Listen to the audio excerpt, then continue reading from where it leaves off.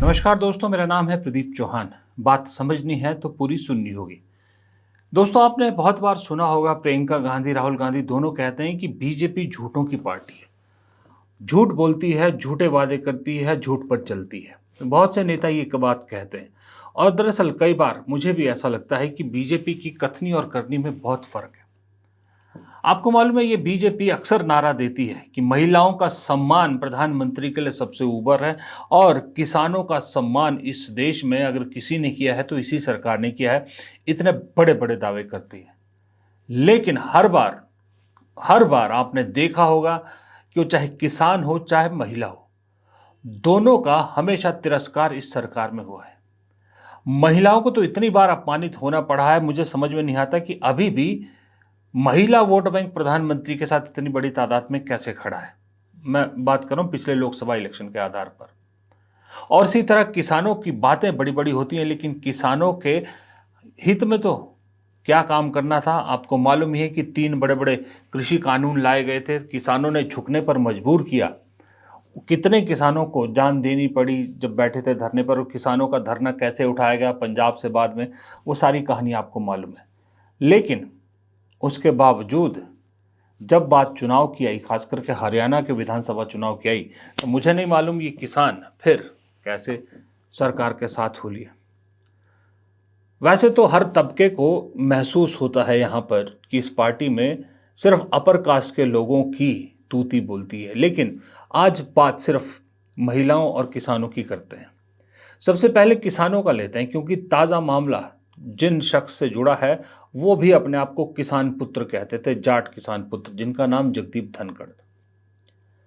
अब जगदीप धनखड़ को जब उपराष्ट्रपति बनाया गया था तो यही बोला गया था ना कि किसान के बेटे को उपराष्ट्रपति बना दिया मोदी जी ने। जाटों को कहा, देखो एक जाट को उपराष्ट्रपति बना दिया मोदी जी ने। और अक्सर जगदीप धनखड़ किसानों की बातें भी बहुत करते थे, किसानों के बारे में कहते थे, और किसानों को लेकर भरे मंच से कृषि मंत्री शिवराज चौहान को उन्होंने हड़काया भी था। जब उन्होंने पूछा था कि आप ये बताइए कि जो वादे किए गए थे किसानों से वो पूरे क्यों नहीं किए गए, वो हमेशा इंप्रेशन देते थे धनखड़ जी की वो किसानों के बड़े हितैषी हैं। और बीजेपी भी उसको कैश ऑन करती थी कि किसानों के पुत्र हैं, किसानों के रिप्रेजेंटेटिव है हमारी सरकार में। आज वही बीजेपी और वही बीजेपी के गोदी मीडिया ये साबित करने में जुड़े हैं कि धनखड़ नाम के किसान थे, उस किसानी से उनका कोई लेना देना नहीं था। किसानी तो उनके खानदान ने सदियों पहले छोड़ दी, वो तो एलीट क्लास के वकील थे। धनखड़ की आज ये हालत होगी। धनखड़ अकेले नहीं है, धनखड़ के अलावा आप एक और बार देखिए, सत्यपाल मलिक, पूर्व गवर्नर जम्मू कश्मीर के, उन्होंने जब सच के लिए आवाज़ उठाई, उनका क्या हाल है, उनके पीछे कैसे सरकार पड़ी। आज बेचारे जिंदगी और मौत के बीच जूझ रहे हैं हॉस्पिटल में। सत्यपाल मलिक भी को भी जब लाए गए थे तो यही कहा गया था, देखिए जाट किसान को हमने कितना बड़ा सम्मान दिया है इस सरकार ने। जगदीप धनखड़ ने जो है सरकार के खिलाफ जाने की कोशिश किया, सरकार की पसंद से ना चलने की कोशिश की, तो उन्हें भी ठिकाने लगा दिया गया, उनको भी इस्तीफा देने पे मजबूर कर दिया गया। सत्यपाल मलिक, दोनों बड़े नाम, दोनों ही इसी सरकार में चमके थे। दोनों की राजनीति तकरीबन एक जैसी, दोनों जनता दल से राजनीति शुरू करते हुए यहाँ तक आए थे। जगदीप धनखड़ तो कांग्रेस में भी रहे, और दोनों को यही कहकर एक को गवर्नर बनाया गया, दोनों को इनफैक्ट गवर्नर ही बनाया गया था। पहले जगदीप धनखड़ को भी राज्यपाल ही बनाया गया था पश्चिम बंगाल का, फिर उपराष्ट्रपति बनाया। यही कह के बनाया गया कि किसानों को सम्मान दिया है मोदी जी ने, जाटों को सम्मान दिया है मोदी जी ने। और आज उन्हीं दोनों की हालत क्या है ये आप सबके सामने है। फिर आप उसकी बात कीजिए अपने चौधरी, जयंत चौधरी। जयंत चौधरी जब तक विपक्ष में थे तब तक उनको कोई नहीं पूछ रहा था, जब चाहिए थे उनको तो उनके दादा को भारत रत्न भी दे दिया, और जयंत चौधरी को कहा, देखो जाटों को और किसानों को हमारे यहाँ ही सम्मान मिलता है। जयंत चौधरी भी उछलते कूदते चले गए। वो जयंत चौधरी आज किस हालत में है ये किसी से पूछ के देख लीजिए। हरियाणा में चौटालाज याद है आपको, वो भी किसान और जाट दोनों। जब चाहिए थे तो सिर पे बिठाया, उप मुख्यमंत्री बनाया दुष्यंत चौटाला को, जब जरूरत खत्म होगी तो दूध से मक्खी की तरह बाहर निकाल दिया। आज उनका एक भी विधायक नहीं है।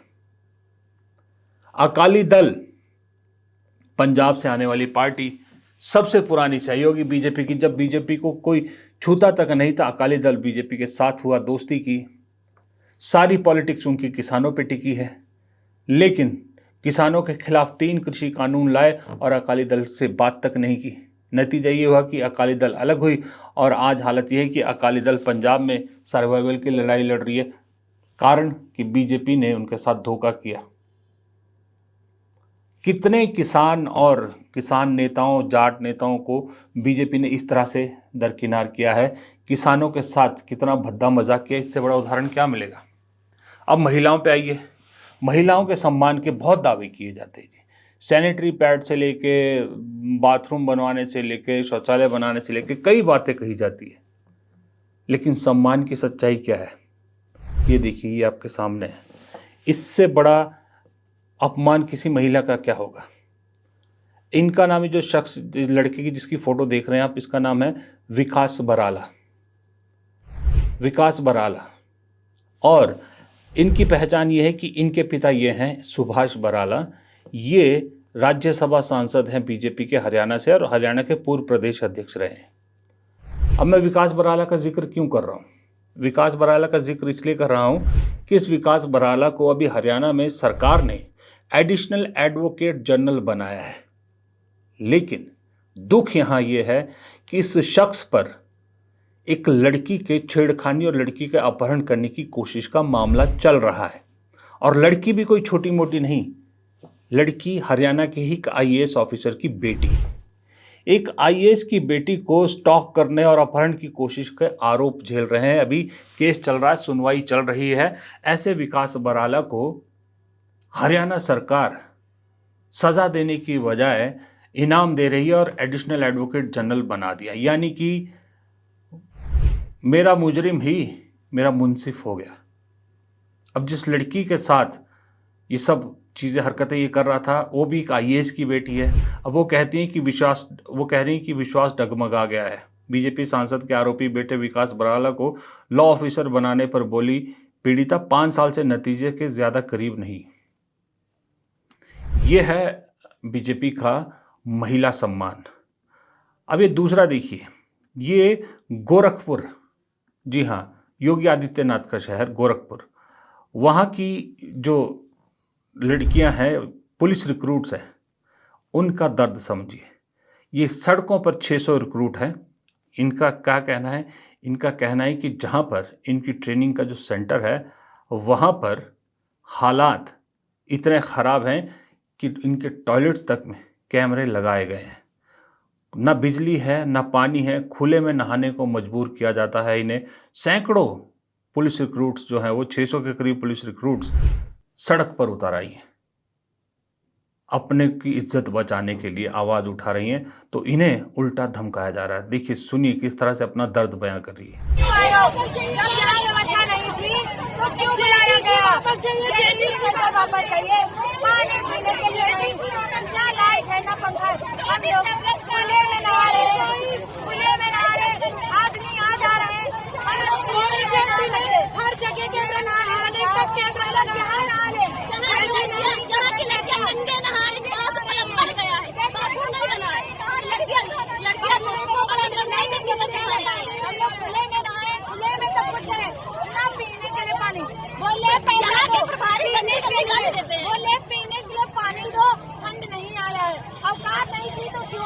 बुलाया गया, हमने नहीं बुलाया। तुम लोग क्यों आए हो? हम लोग अपने मन से आए हैं। जगह थी 600 लोगों को बुलाया, क्यों बुलाया? जब इतनी क्षमता नहीं थी तुम्हारे को क्यों बुलाया? यहाँ पर वापस जाना है यार, ये योगी वापस जाना है, बहुत ही ठीक है डिस्ट्रिक्ट में